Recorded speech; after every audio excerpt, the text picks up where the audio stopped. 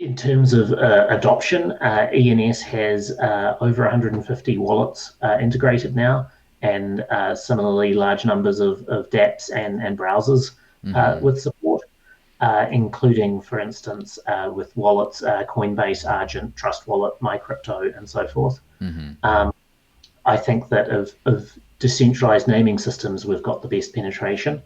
And I think that the fact that other systems have started off by cloning ENS is a vote in favor of us having built good technology that does what it needs to and is straightforward and functional.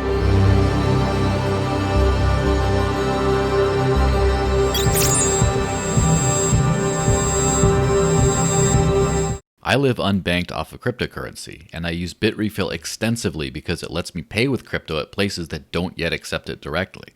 This one service, more than any other, helps me live on crypto, pay your prepaid phone bill, or buy gift cards to thousands of major retailers around the world, all with cryptocurrency, including for exact amounts so you don't have to buy more gift credit than you need for a specific purchase. You can use Bitrefill without an account, but if you get an account, you can earn rewards points, which translate to savings, and you can also hold a balance denominated in dollars or euros to protect yourself against market crashes. Go to bitrefill.com, click Create Account, and enter the referral code DCN, or follow the link in the description. Hey everyone, I have the wonderful pleasure of speaking with the one and only Nick Johnson, lead developer of ENS, or Ethereum Naming Service. How's it going? Good, thanks. How are you? I'm doing pretty fantastic, and I've been on a quest for knowledge for a while. Of course, in crypto, it's a never-ending quest for knowledge, but particularly on the issue of usability. And of course, if you use long cryptographic hashes, which is what everyone uses today, pretty much, it's going to be difficult to onboard new people. And so, one of the first workable username type services I've heard about were ENS domains. And of course, in looking at that, of course, I realized it's so much more than just that. It just, that's just kind of like where I came from my perspective. So I'd love to take a big deep dive into this. So if you wouldn't mind explaining to me really quick, what exactly is ENS? Sure. So ENS is a decentralized naming service built on the Ethereum blockchain, which means that you can have true self-custody of a domain. You can Mm-hmm. register a name and ensure that it will remain yours and you have full control over it, rather than relying on a registrar to, maintain and sort of keep that domain for you. Uh, and it can be used to resolve cryptographic addresses like Ethereum addresses, for instance, as you alluded to, but it can also be used to resolve a whole lot of other content, such as content on the decentralized web through IPFS and so forth. And really our vision for it is that it's a general purpose naming system that can be used for naming really any resource that's reachable by a computer. Yeah. And so, real quick, how does I know it's like a .eth. It's a username .eth is the way they appear. And so, first off, for the less technically inclined people, where does that name actually get stored? So I guess first of all, I'll clarify that Mm-hmm. .eth is our own TLD, top Mm-hmm. level domain that we've added, but ENS is more than just .eth. We're pursuing integration with the DNS namespace. So if you have a DNS name, you'll be able to claim the same name inside ENS. Yes. So .eth is where some of the magic around self-custody and so on happens. Mm-hmm. But we sort of have this vision of integrating as closely as possible with the traditional DNS world. Mm-hmm. In terms of where it gets stored, it's stored on a smart contract on the Ethereum blockchain. The architecture of ENS is reasonably straightforward. We have what we call the registry, which is a single central contract that lists the owner of every ENS name and the resolver responsible for answering questions about it. And then we have resolver contracts, which are pointed to by that, and they're responsible for answering queries. So at the base layer, what happens when somebody tries to resolve a name is first they go consult the registry and say which resolver is responsible for nick.eth, and it comes back with an address. And then they go consult that resolver and say, okay, please resolve nick.eth's Ethereum address for me, or Bitcoin address, or IPFS content, or whatnot. Yeah. And so, in the past world, the non-decentralized world, then such a registry of names would be some company, some central server, or something like that that would basically store everything. And while there is one could call it like a singular location for a lot of this, it's in a decentralized smart contract that therefore has its own rules that it must play by, and no one can kind of override them. Is that a good understanding of that? Yep, precisely. Yeah. So first off, when you register, how long do you get the domain for? Is it permanent? Is it a specific period of time? Is it with other conditions? And then what are the conditions for re-registry? Mm-hmm. So much like the traditional DNS system, we operate on like a yearly registration model. When you register the name, you can choose how long to register it for, and the fee for registering depends on the duration.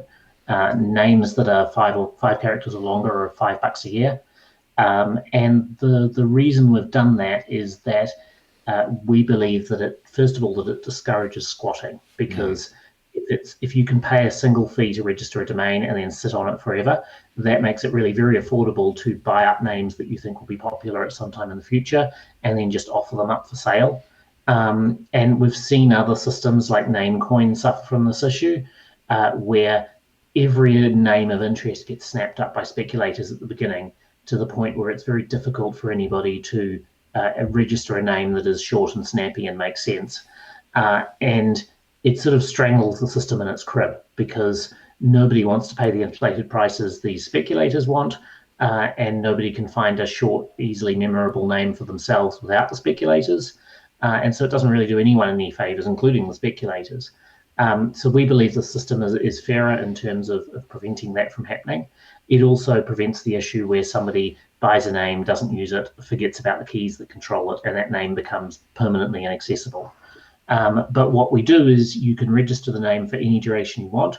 So if you want to be sure that it will remain yours effectively forever, you can register it for 100 years or whatever duration suits.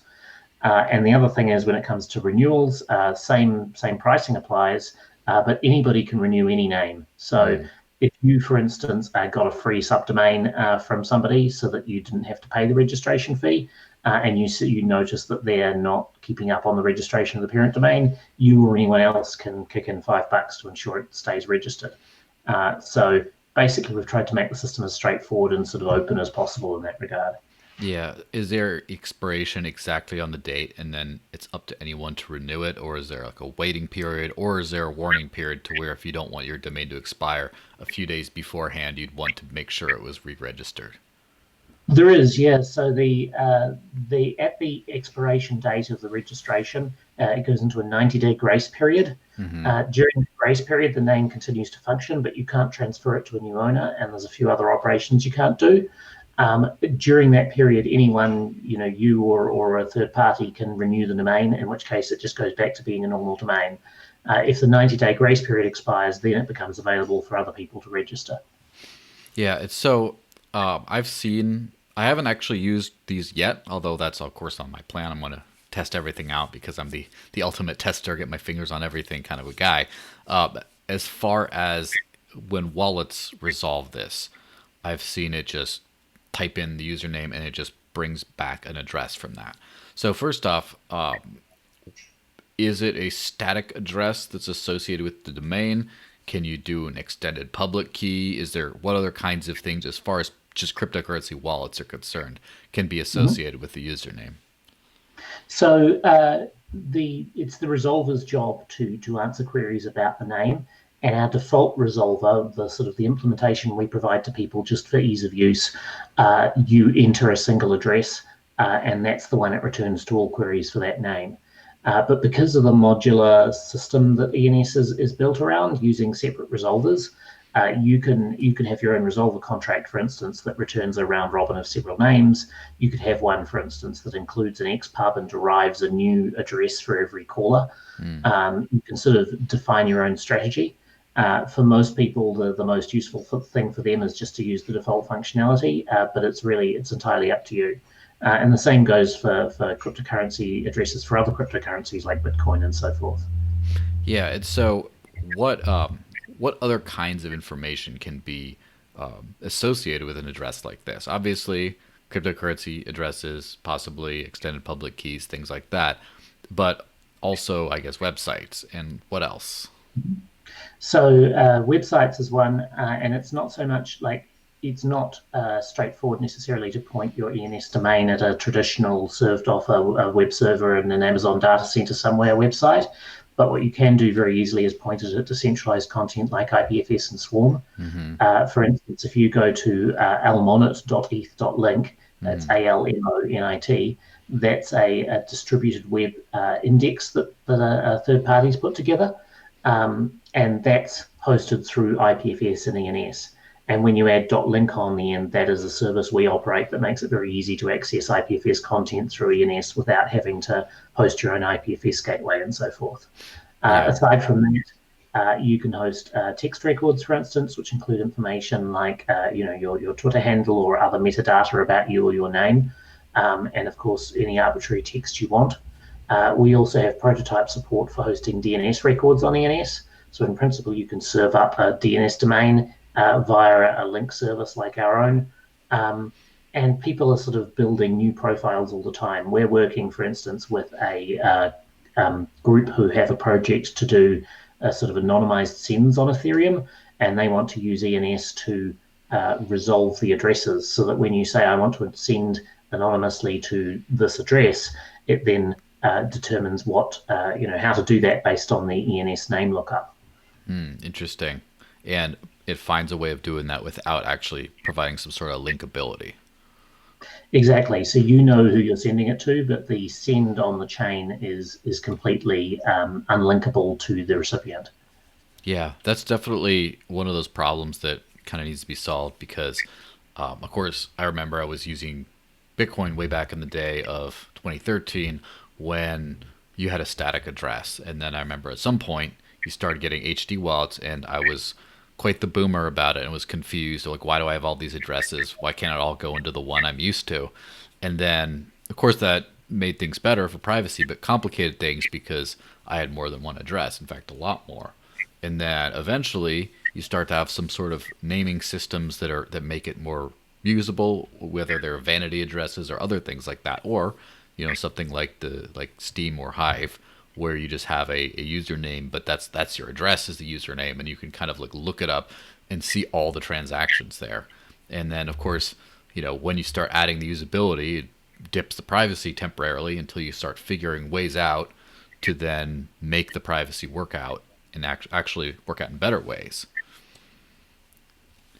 So I think, I agree and disagree a bit. I think that better usability often exposes the privacy issues exactly. in ledgers, but those issues sort of persist independently, and I think they mostly have to be solved either at the platform level, like for instance Zcash does, or via systems that allow transaction mixing and anonymous sends and so forth. ENS, as we see it at least, it makes that more obvious by making the chain more usable, and when you make it more usable, it's easier to inspect. But the problem ultimately is sort of endemic to open ledgers in general. Yeah, it's so whenever, and I mean, some of these questions might seem a little odd or silly, but it's in the context of course, other things other project I've looked into that might be more relevant to. But whenever you decide to resolve an ENS name, whether it's for a transaction or whatever, that action where an actor, like a wallet or something like that, decided to resolve the name in order to generate the address from it, whether it's the static address or something else, that action, where does that action take place, and is there some kind of a record of that action? So that resolving a name takes place entirely off-chain. So you do a read-only call to a contract, much the same as, say, if you load up the Uniswap UI and look at the prices, for instance.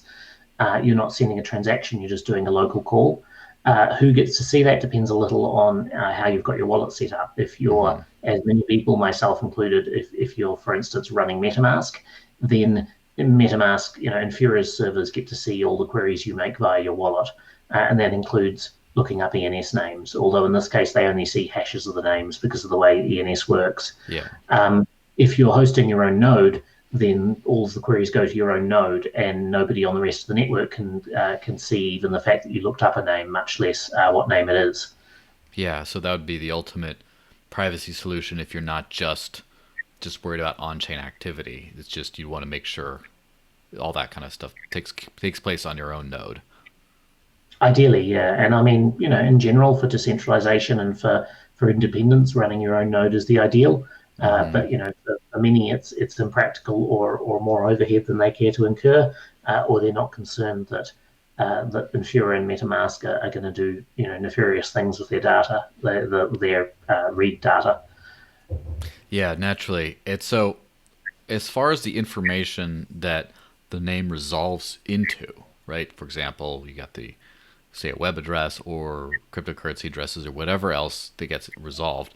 Um, who is that visible to? Whom is that visible?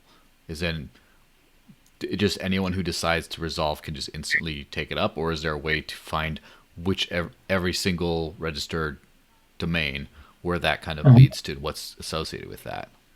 Yeah, because it's a public ledger, of course, all of that is available ultimately. Mm-hmm.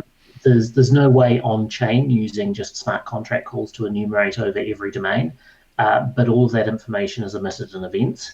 And so there are services such as we maintain a subgraph ourselves that enables you to enumerate over registered domains and so forth and fetch that information. And we maintain that mostly so that, for instance, our manager and other applications can fetch data from it to provide more insight into a user's registered domains than you can get just by querying on chain. Mm-hmm. But ultimately, it's usable for things like enumerating domains as well. Yeah.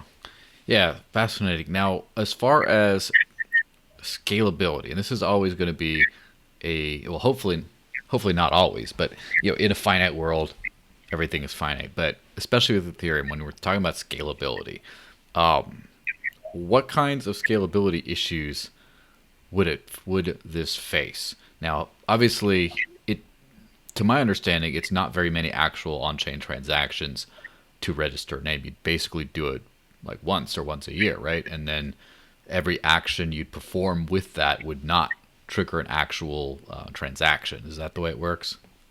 That's right, yeah. So for most users, they'll want to register the name and set it up, which is a couple of transactions, Mm-hmm. and then really no need to make changes to it only very rarely. So while it's limited to the scalability of the underlying chain, the overhead is quite low. Mm-hmm. But that's it. We're aware that even that can be an issue in some cases, and there are also users who want to do a lot more with ENS. For instance, wallets that want to automatically issue subdomains to all of their users. Mm-hmm. We're currently working in an open working group on a layer 2 solution for ENS that would make it possible to resolve against any layer 2 solution, or indeed some sort of non-layer 2 solutions that still host data off-chain in a transparent way that doesn't require every client that's resolving names to understand every L2, which would obviously be impractical. So we're working on the solution that will make that possible, and with it, you'll be able to scale ENS up a lot by saying, okay, all the subdomains of this domain are now hosted on Optimism, for instance, and therefore we're able to issue subdomains really easily. We're able to update records effectively for free. Yeah, so that basically would take any concern away from, running into too much network congestion trying to, manually register each and every name. Yeah, exactly. Yeah, so what are the most popular uses that you've seen so far for these things? Is it mostly cryptocurrency usage to facilitate sending and receiving? Is it mostly web domains? Is it kind of a mix? I'd say it's mostly people naming their wallets and to some degree their contracts, so that they can say, "Oh, sure, just send the token to bob.eth," sort of thing. So Mm-hmm. cryptocurrency addresses. But a close second is probably the IPFS integration now. So we have a lot of decentralized websites that all rely on ENS for their name resolution. Mm-hmm. Yeah, so it's mostly migrating, or it's mostly kind of moving in that direction. Whereas, like, the first most obvious thing was to associate an address or something like that, but then the more interesting application would be the decentralized websites that then you'd kind of resolve to. Yeah, I think they're both pretty interesting, but Hmm. certainly there's a lot of it's very compelling to be able to launch a decentralized site that anybody can access just transparently without having to sort of onboard them first. Hmm. Yeah. Now, is there any, and is it in the potential future scope, or is it beyond, kind of outside the scope, to do anything with not just something that can be resolved on individual basis, where I decide to resolve to this and there you go, to where there's relationships between domains and things. So, for example, in the context of a transaction specifically, that would be like, let's say, like a contact list or a friends list, where it's not just I send to nick.eth and every time I remember that name I put it in there, but to where there's some sort of relationship between the two usernames, and then data is kind Mhm. of transferred there. Is that at all in the scope, or is that kind of beyond it? I think for the most part, like individual wallets can maintain address books and the like to Hmm. facilitate that. There's also a bit of a like the wider discussion around there's sort of two types of naming systems, and I sort of tend to call them objective versus subjective ones. So Hmm. ENS and DNS are both what I would call objective naming systems, where no matter who you are or where you are or when you are, if you resolve a name, everyone gets the same result. The other option, subjective naming systems, are where you have sort of reputation systems or webs of trust or something like that, where if I resolve Bob.eth, then I get Bob Summerwell because he's the Bob I know best and he's the one I'm connected to on the social Yeah. graph. And if somebody else does, then they get somebody completely different. Hmm. Um, Personally, like I think they both have merits, but I think that for something uh, where there is such financial incentives to try and deceive people, Mm. that subjective systems are far too easily sort of twisted and manipulated, and that it's much better to try and minimize the opportunity for that by having a system where everyone knows that this name resolves to this person. Yeah, exactly. Now, what are some of the more the bigger name actors or uses that actually use this system? So, and the context for that is, of course, um, everyone. There's sort of I've sort of noticed this in recent years. There seems to be some sort of like a usability arms race, so to speak, where forever people knew cryptocurrency existed, it worked, and then they've been trying to make it work better in technical ways, but still the mass adoption kind of element of it has been very elusive. And then over the last year or so, I've seen just about everyone pop up with some kind of a solution to try to, in a at least semi decentralized manner, make sure humans can actually use this. And so Mhm. it's probably going to be, unless there's some solutions that are so vastly superior to others, it's probably going to be like a first mover advantage. And so I'm not sure if I could make the assumption. I've heard of unstoppable domains somewhere around the same time as I heard of ENS, and of course there's a million other solutions.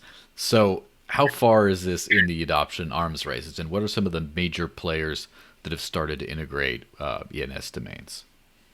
So I would say that I think it's fair to say that ENS is the first of the sort of new generation naming systems. So if we're setting aside Namecoin and other early efforts to sort of first generation, Hmm. then ENS is the first of a second generation. And to the extent that many of the examples you'd raise as competitors, such as Unstoppable, are actually initiated as clones of ENS. Hmm. So Unstoppable launched a couple of years after ENS, uses the same API as us, and initially used almost all of the same code. And they're, while ENS is a non-profit organization, and we want to build sort of a global naming commons, Hmm. Unstoppable is VC funded and effectively trying to just sell as many domains as they can. Yeah. Um, in terms of adoption, ENS has over 150 wallets integrated now, and similarly large numbers of dApps and browsers Hmm. with support, including, for instance, with wallets, Coinbase, Argent, Trust Wallet, MyCrypto, and so forth. Hmm. Um, I think that of decentralized naming systems, we've got the best penetration. And I think that the fact that other systems have started off by cloning ENS is a vote in favor of us having built good technology that does what it needs to and is straightforward and functional. Yeah, of So I course. think we have a good advantage there, and I think that it's the best option going forward. But I guess obviously I'm biased. Yeah, so it's pretty funny how I saw some old Dilbert comic, of course, about I believe it was Dilbert, about standards, about someone trying to create a unified standard, and then everyone has a standard, their own standard. So you need a standard to combine all the standards together. And so Yeah. I'm sure that this is the field will become a little bit crowded in a way that's not so much of a competitor kind of a way, where okay, well, you have this coin or this project for this, you might be able to use both in tandem. But like when you're trying to facilitate the use of something, you have a bunch of competing standards. And first off, how do you foresee that coming about? And also, do you foresee the resolution of that to be some kind of like, well, we're just all going to have to deal with a bunch of different standards, like this group segment of the ecosystems on this is on this? Or is it going to be where one wins out or a couple win out and the rest just die away? Or is there going to be some sort of a linking of the standards through a new, different, unforeseen standard? How do you see all that going? Yeah, I think there's definitely a lot of potential for confusion here, and especially where different systems use the same terminology, like dot-separated domains, but have different namespaces. So I think there's a lot of potential there for confusion and overlap, and that's unfortunate because that's sort of trouble. Like, it will lead to mistakes and errors, which will cost people money, Of course. but it will also be exploited by less scrupulous individuals to deliberately capitalize on that confusion and steal and scam and so forth. When ENS came along, there weren't really any viable alternatives. That's obviously changed a lot since then. So in many cases, like, it would have been nice if they'd joined us rather than started up yet another naming service. I think in terms of the future, we're likely to see a period where at the moment there's still a sort of lot of unclaimed territory. Like, for all that ENS is integrated in a lot of wallets, people still just copy and paste cryptographic addresses. And to me, that seems kind of weird. It's like if instead of going to google.com, you entered an IP address in your browser every time, and you had to memorize the 3 or 4 most commonly visited websites by their IP addresses. So I think in the short term, we're likely to see many of these systems gain in popularity and become more widespread, and then enter a period of sort of maximum confusion where you potentially have different wallets implementing different naming systems, or even forks of the same naming system, or multiple naming systems in one, and then you have to somehow distinguish between them. But that in the long run, we're likely to see that narrow down to the more successful ones. And I think if you look at other technology arms races, like, for instance, the canonical one, VHS versus Betamax, eventually one of them becomes the dominant standard because of sort of network effects. And it may not be the technically superior one, but everyone is better off by only having one of them, really, than by trying to have two side by side. Yeah, that's something I noticed. So probably the first username wallet I ever used was something called Handcash, which at the time was a Bitcoin Cash wallet, now is on a Bitcoin SV wallet, and they have their own naming system, their own little $ handles, and contact list, but that's all on their own servers. It's proprietary. It's not really decentralized. And then there's a protocol that is used a lot in the Bitcoin SV ecosystem called Paymail, where it's just sort of like an email address type thing that I suppose works in a lot of ways similar to ENS, but of course in a lot of ways not at all similar. And basically the way those two competing things got handled were, if you send to a Handcash handle, it'd be like, whatever it is, like Nick was your Handcash handle. But, when you wanted to send to something outside your narrow ecosystem, there would be a @handcash.io at the end of Nick, and then you could interact with the rest. So, of course, that kind of brings to the greater idea of, if you have competing standards, ways of linking the standards. Of course, the best thing is just have one or just have a few. But so, for example, say you had a FIO, the Foundation for Inter-Wallet Operability, has their own username system, and would it be possible to have a .eth domain or ENS domain that resolves to a FIO username, which then resolves to a wallet address? Is it possible to stack things like that? Of course, it's not peak efficiency, obviously, but just so that someone who's on a different system who only uses ENS to resolve in their wallets can still do it that way. Yeah, and it's not going to be universally possible, but often, it is going to be possible to have these gateways. And so back to the early internet, we had FidoNet and we had the internet, and they were all independent sort of competing systems, but they did have these gateways that behave in a similar way to what you're describing. So I think that's going to be a potential interim solution. It's not possible in all cases for all applications, but it is for some. FIO is a good example. You could build a FIO gateway that treats every ENS name as a user on their domain effectively, and therefore allows FIO wallets to resolve ENS addresses.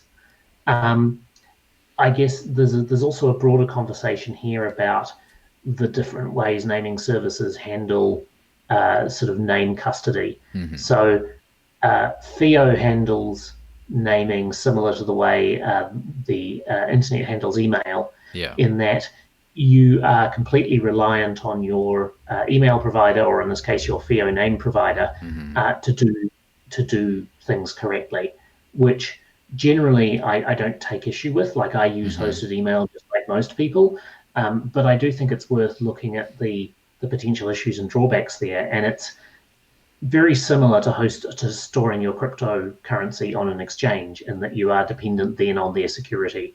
If the person who hosts your FIO gateway, if their machine is compromised there, then your name may begin to resolve to somebody else's address. Similarly, the risk of storing your cryptocurrency on exchange, it's fine until it's not.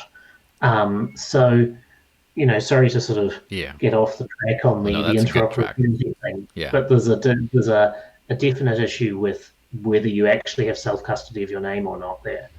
Yeah, and so it could be, for example, and that's one of those things where these namings, the prospect of a naming solution, which is not how cryptocurrencies work protocol level, it ends up being a system where perhaps you keep your control over your private keys, you keep good security, but if the ease of use implementation that you use, or the next layer up of the, especially if a few layers of this, somewhere on the chain you could, just through user error or something like that, or where something more malicious happens, something gets compromised and someone sends to Nick at FIO, and then all of a sudden it ends up in some other scammers.eth domain or whatever, and then you're like, well, it's not me, you didn't send to the right one, you just sent to the ugly hack I built on top of it to accommodate you people, you crazy people who don't want to get with the times and use the one that everyone's using, and then it ends up kind of being kind of an issue there. So I guess even in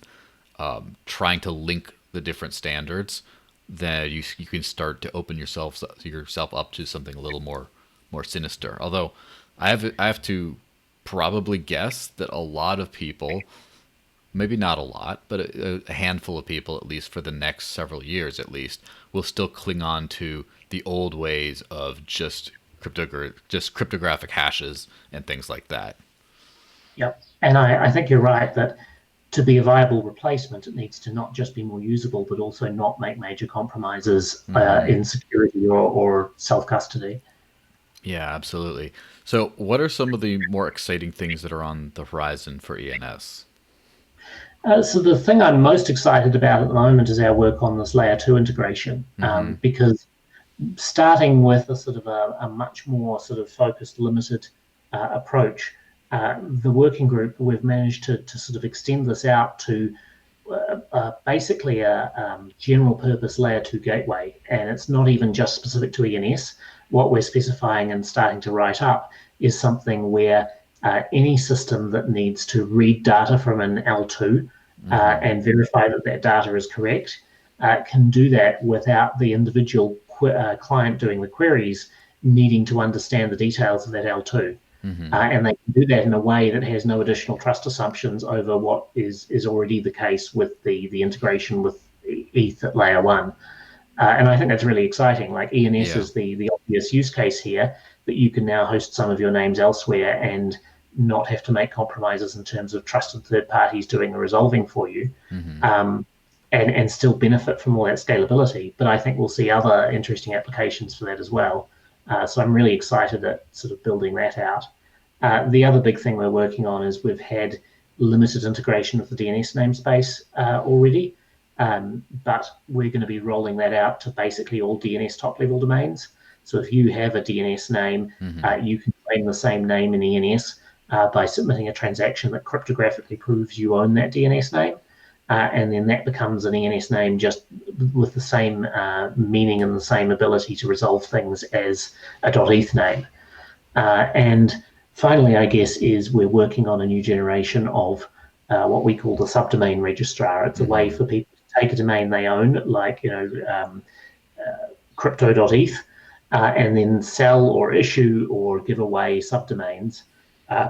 So you can be joel.crypto.eth, which mostly is used by people like wallet providers who want to give all their users subdomains.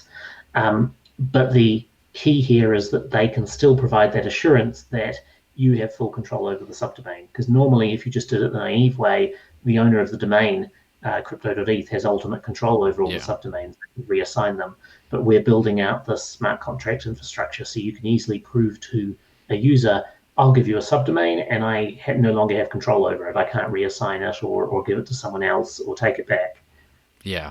And so the provider can give that name, but after it's given, it doesn't really have any extra control over it. Exactly. Yeah, well, that's some exciting stuff to look forward to. So where can people follow you in your work? And, of course, you probably have a .eth domain. We do, but surprisingly, not hosting our main sort of interactive portal, I guess. If you want to participate in standardizing, in building things out, you want to provide feedback, our discussion forum, our discourse is at discuss.ens.domains. That's the best place to provide feedback or get involved. If you just want to keep up with what we're doing, then probably our Twitter account at ENS Domains is the best place to follow all the latest developments. Yeah, well, awesome. Well, thanks very much for being on, and I hope you have a great one. Thank you.